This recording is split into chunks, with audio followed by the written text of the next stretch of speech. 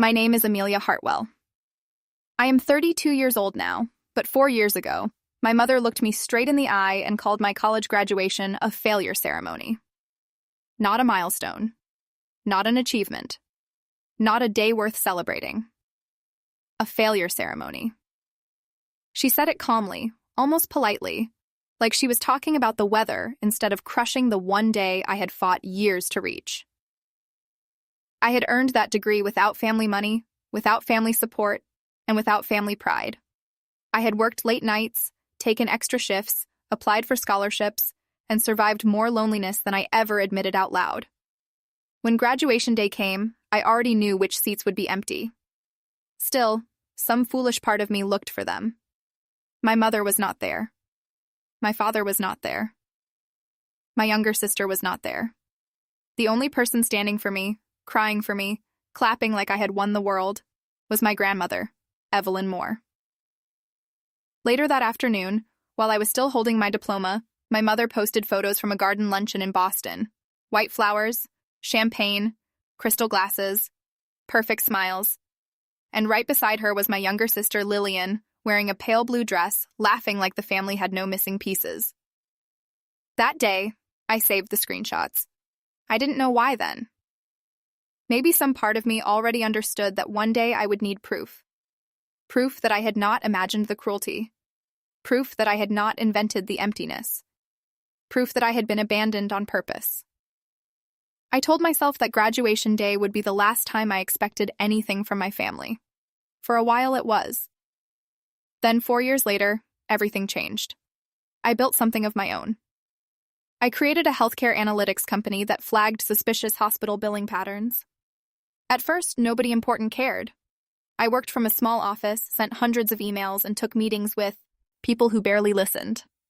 Then insurers began calling. Compliance firms wanted demonstrations.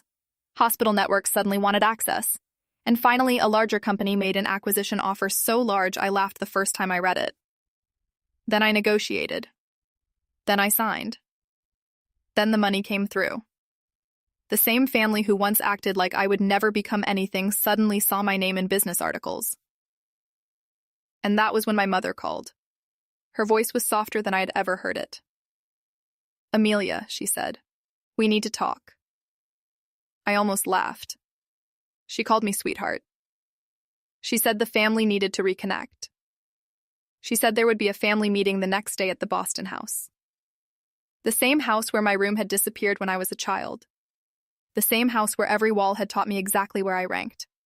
I told her, too late, way too late. Then I hung up. But I went anyway. Not because I wanted closure, not because I wanted love, not because I thought they had changed. I went because by then I knew something they never thought I would find out.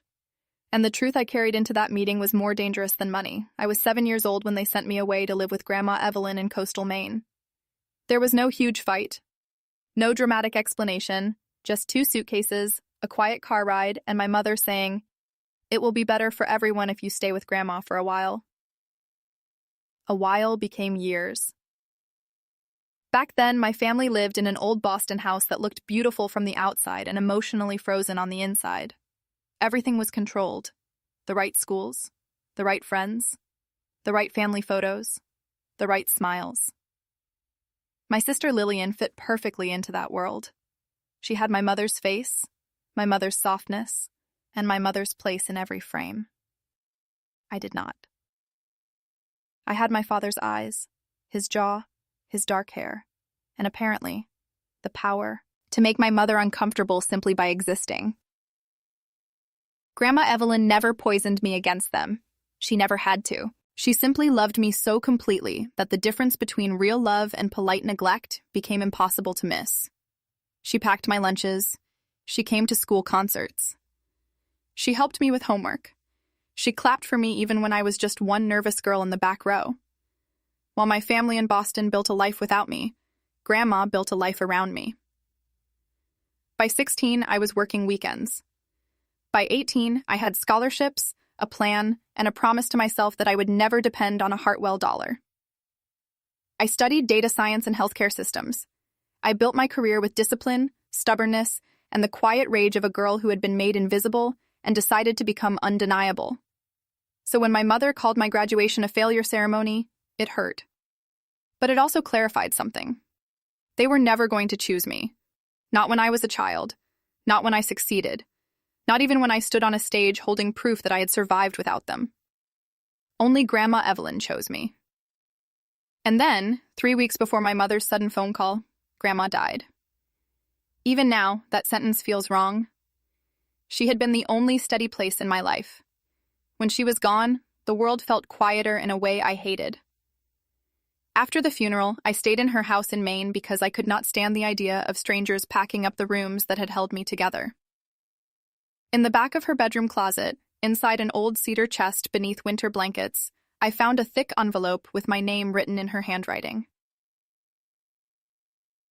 Amelia. Inside was a photograph of my mother in her 20s, standing far too close to a man who was definitely not my father. There was also a typed note. Do not trust sudden kindness from family members who spent decades proving you meant nothing to them. Beneath it was a business card for a private investigator named Marcus Vale. On the back, Grandma had written, "If they come back, start how." Chatham. They came back 48 hours after my company sale became public. That was not a coincidence. The next afternoon, I drove to Boston. The house looked even more polished than I remembered. New paint, new landscaping, fresh flowers near the entrance. My mother, Victoria Hartwell, greeted me like we were close. My father, Charles Hartwell, shook my hand like I was a wealthy donor. Lillian hugged me carefully, like someone who knew she had benefited from my exile but did not want to name it. Lunch was waiting on the terrace. White plates, silver cutlery, perfect flowers, a civilized setup for a financial ambush. My father opened a leather folder and slid it across the table. Inside was a fully designed proposal for something called the Hartwell Legacy Foundation. According to them, it would honor Grandma Evelyn by supporting overlooked students from fractured families. The words were perfect. Opportunity, dignity, resilience, educational access. Grandma would have loved the mission. That was what made me sick. Because before I even reached the numbers, I knew they were using her name as bait. Lillian was listed as executive director with a large salary. My mother had a consulting stipend. 2 vendors were listed at suspiciously high rates. The launch budget was bloated. The oversight structure was weak. And at the bottom of the final page was the number they wanted from me. $300,000. My mother reached across the table and placed her hand over mine like she had ever comforted me a day in her life. "We know how successful you've become, Amelia," she said. "We thought this could finally bring us together as a family." That was when I understood the insult. They had not returned because they loved me. They had returned because I had become useful. I smiled. I nodded. I told them I would review everything carefully. Then I drove back to Maine and called Marcus Vale before sunset. Marcus did not waste time. He met me in Portland the next morning, reviewed the documents, and said, "If your instincts say this stinks, they're probably being polite." He was right. The foundation was legally registered. It had branding, paperwork, a bank account, and a tax application in progress. It looked real. That was the danger. Clean fraud rarely looks dirty at the beginning. It wears mission language. It uses emotional words. It hides personal benefit behind noble causes. I started tracing the vendors. One consulting firm was connected to an old friend of my mother's. A marketing agency had a polished website but no meaningful portfolio. Lillian's salary made no sense for a foundation that had not helped a single student. The more I looked, the worse it became. At the same time, Marcus investigated the family. He found private debt. The Boston house had been refinanced twice. My father's career was not as stable as it looked. My mother's social life was expensive. The foundation was not just vanity, it was a life raft. A life raft they wanted to build with my money. Then Marcus found the name from the photograph, Julian Westbrook. He had been an architectural photographer in Boston in the early 90s, talented, charismatic, financially unstable, and deeply involved with my mother before her marriage. There had been rumors, but nothing public, nothing provable.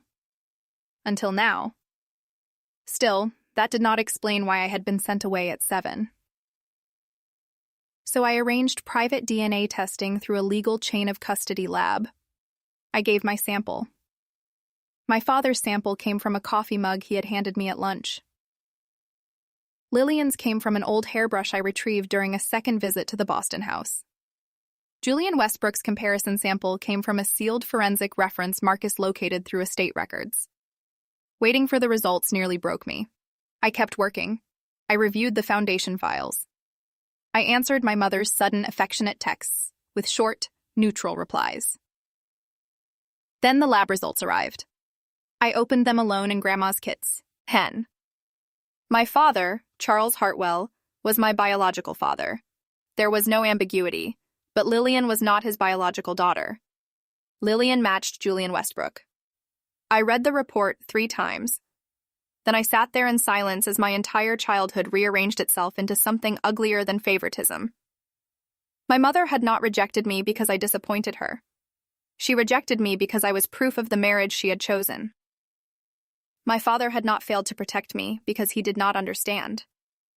He failed because he knew. And Lillian had been adored because she represented the secret my mother had protected. I remembered something then. When I was 7, I had asked at breakfast, "Why do I look exactly like Dad, but Lillian doesn't?" My mother's face changed. The house became quiet. The next morning, my suitcase appeared. For years, I thought that memory was too dramatic to trust. Now it made perfect sense.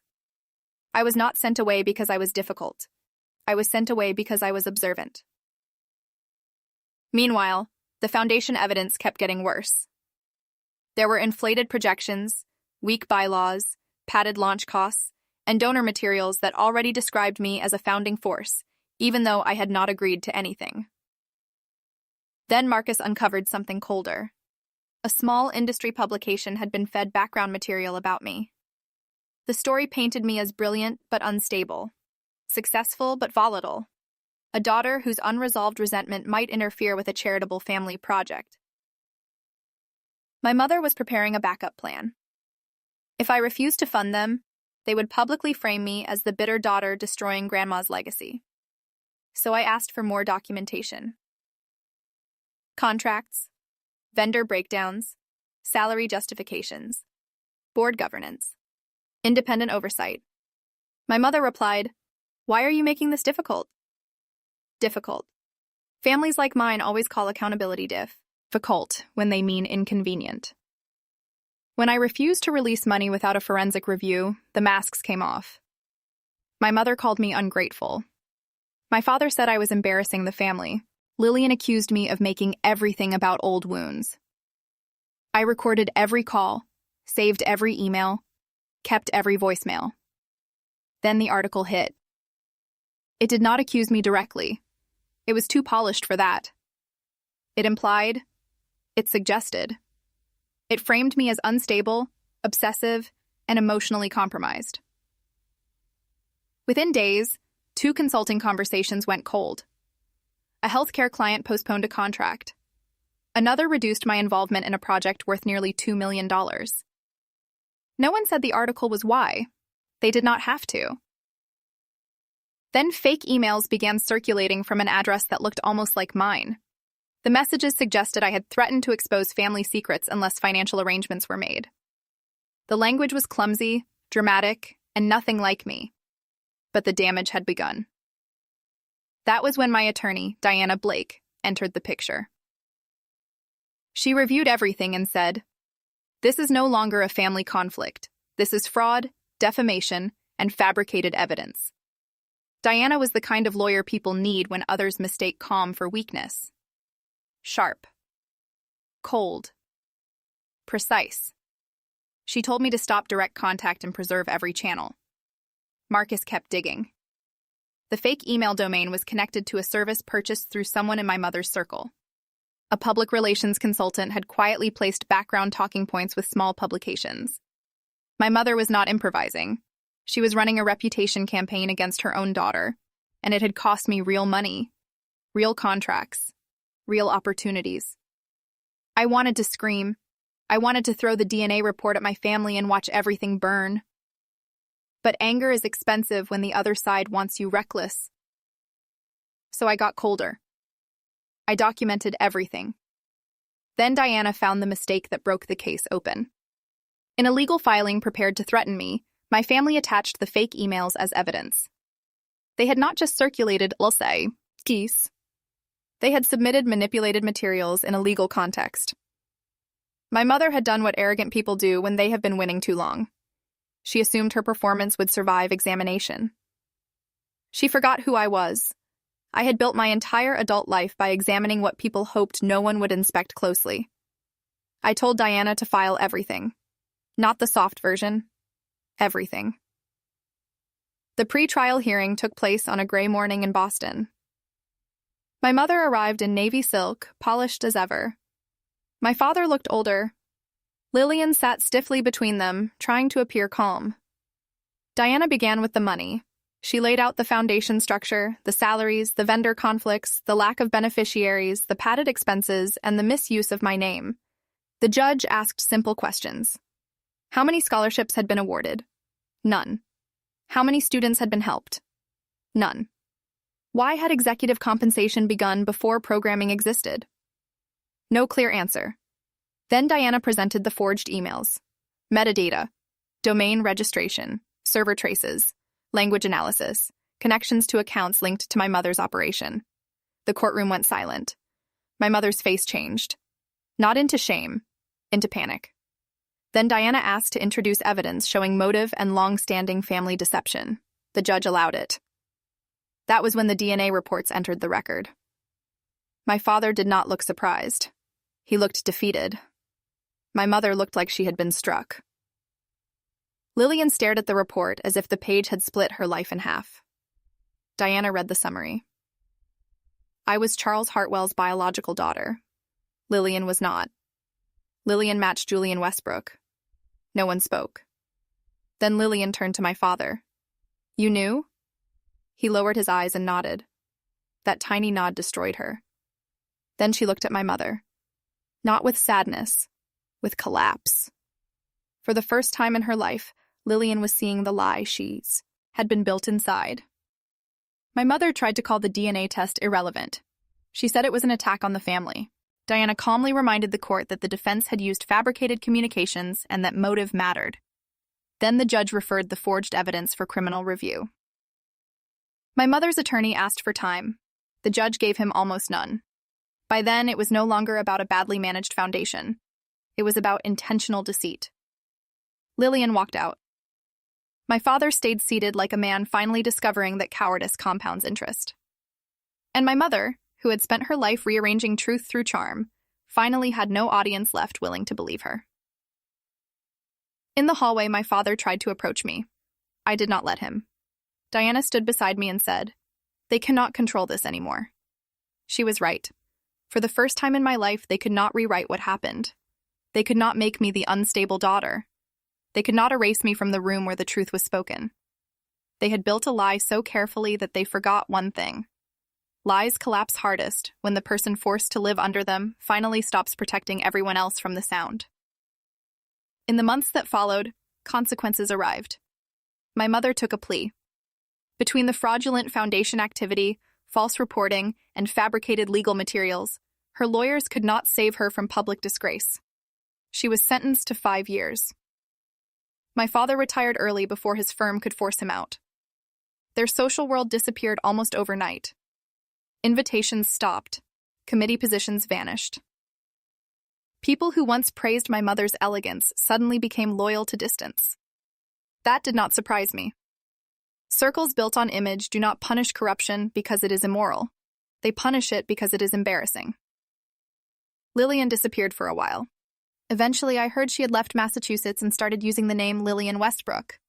I did not know what I felt. She had occupied the place I was denied. But she had also been built from the same dishonesty that destroyed us. We were not equal victims. I will never pretend that. But she was not untouched. My father reached out once. He told me there had always been a trust in my name, $1.2 million. Protected, untouched, waiting. He offered it like proof that he had loved me in the only cowardly way he knew how. I did not yell. I simply said, "Money hidden for decades is not the same as showing up." Then I hung up. When the trust and settlement funds cleared, I made the first decision that felt clean. I founded the Evelyn Moore Foundation. Independent board, transparent governance. Outside audits, no family appointments, no vanity salaries, no emotional manipulation. We funded full-ride scholarships for students from fractured families. Brilliant but overlooked students. High-achieving but unsupported students. The kind of children who learn too early that love and reliability are not the same thing. I added a mental health stipend to every award because education can change a future, but healing changes the person who has to live inside it. Building that foundation did not erase my pain, but it gave my anger somewhere honest to go. I also built something else, a chosen family. A therapist who never asked me to be more forgiving than honest. Friends who let me speak without editing myself. Board members, volunteers, and scholarship students who reminded me that connection feels different when nobody is measuring your worth against what you can do for them. That was the strangest part of healing. Not the absence of pain, the absence of performance. I no longer had to be exceptional to earn a seat. I no longer had to succeed loudly enough to be noticed. I no longer had to wonder whether love would disappear the second I became inconvenient. A year after the hearing, my mother was in prison. My father lived alone in a smaller house. Lillian was rebuilding herself under a name none of us had been raised to respect. And I was living in coastal Maine, in the house where my grandmother had taught me what being chosen felt like. Some nights, I still sit in her kitchen and think about the little girl I was at 7. The girl who asked one honest question over breakfast and lost her home because adults were too afraid of the truth. I wish I could tell her that their rejection was never proof of her value. I wish I could tell her that the adults were not powerful because they were right.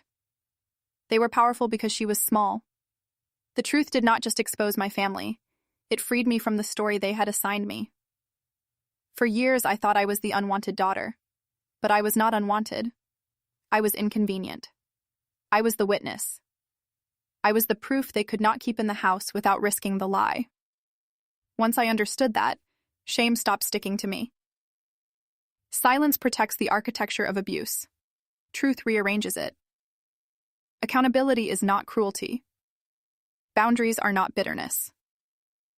Walking away from people who failed you again and again is not selfishness. Sometimes it is the first honest act of self-respect. I never got the graduation day I deserved. I never got parents who looked at me with uncomplicated pride. I never got a childhood untouched by secrecy, comparison, and exile. But I got the truth. I got my name back. I got a life that no longer bends around waiting to be chosen by people who had already made their decision. And I got to build something my grandmother would have recognized as real love. Help without humiliation. Support without performance. Proof for overlooked children that someone sees them before the world teaches them to disappear. In the end, the most satisfying ending was not watching my mother lose her freedom or my father lose his reputation. It was my refusal to collapse with them. It was becoming the safe place I once needed. And if you have ever been treated like your pain was inconvenient or your success only mattered once it became useful to someone else, hear this clearly. Their inability to love you correctly was never proof that you were unworthy. It was proof of their limitation. You do not owe them your silence. You do not owe them your future. What you owe yourself is the life your younger self would have felt safe inside.